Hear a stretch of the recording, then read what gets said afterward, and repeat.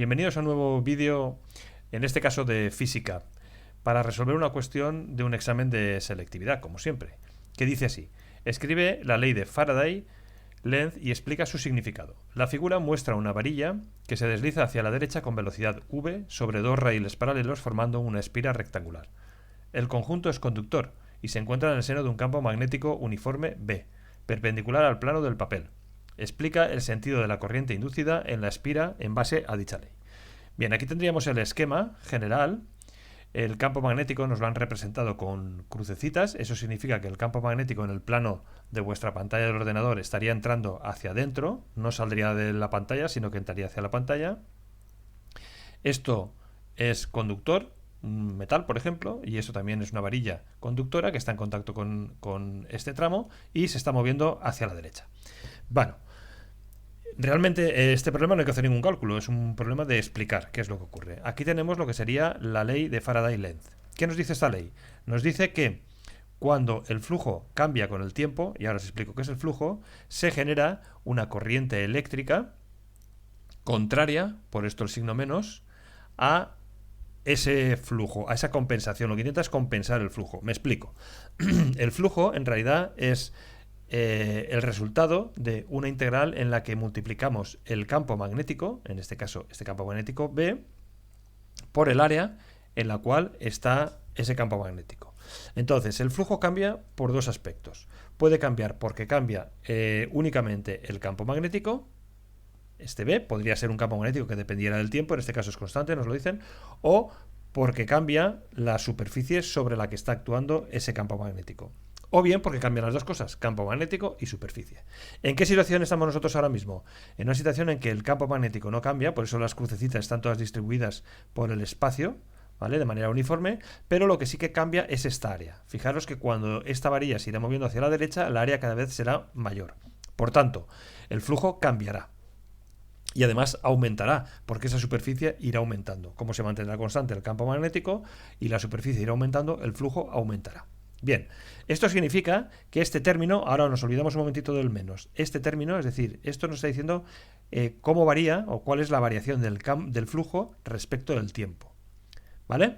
Por tanto, lo que nos dice la ley de Faraday es que se va a generar, debido a que habrá una variación del campo del flujo, se generará otro campo magnético debido a esta corriente eléctrica que intentará contrarrestar, por eso este menos, a esta variación del flujo.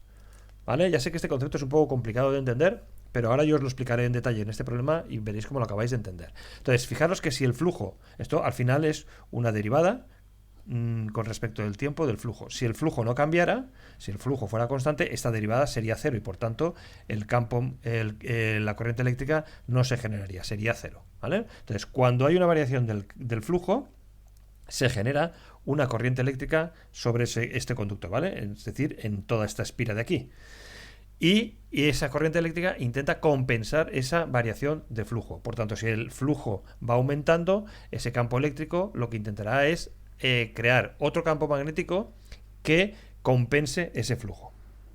Y si disminuye, lo mismo, ¿vale? Es decir, si disminuye, esto será negativo y por tanto menos por menos nos dará una corriente eléctrica, digamos, positiva, en el sentido de que intentará compensar esa variación del flujo magnético, sea cuando disminuya o sea cuando aumente. ¿Vale? Por eso el signo menos, importante ese signo menos, recordarlo.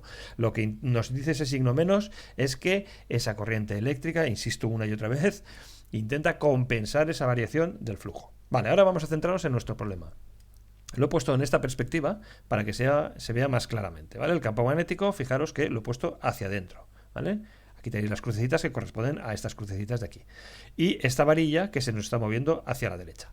Bien, puesto que, como os he dicho, este campo magnético es constante, pero lo que aumenta es la superficie, según la ley de Faraday-Lenz, el flujo va a aumentar. Por tanto, esta espira de aquí, ¿vale? Esta espira que tenemos aquí, va a crear un campo magnético inducido, que llamamos, contrario a este de aquí, porque va a intentar compensar el aumento del flujo creando un campo magnético contrario a ese aumento de flujo, ¿vale? Por tanto, en sentido contrario, irá hacia arriba, no irá hacia abajo. ¿De acuerdo? Vale, ya tenemos claro la ley de Faraday lo que va a hacer sobre nuestro sistema. Ahora, para que ese campo magnético vaya hacia arriba, tenemos dos opciones.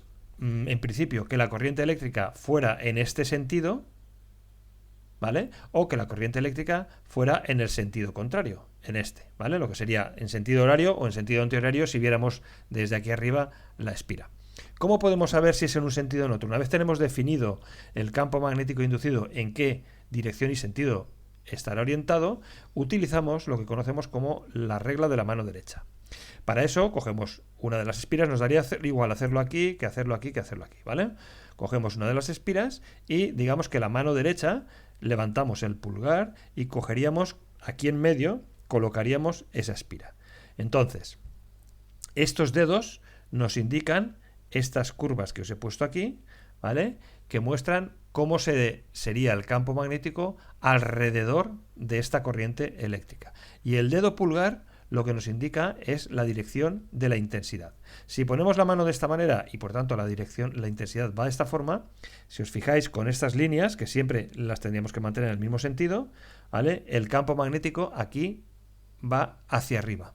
Si pusiéramos la mano apuntando el pulgar hacia la izquierda en este caso, entonces el campo magnético iría hacia abajo. Pero nosotros ya sabemos, por lo que hemos deducido aquí, que el campo magnético en este caso tiene que ir hacia arriba.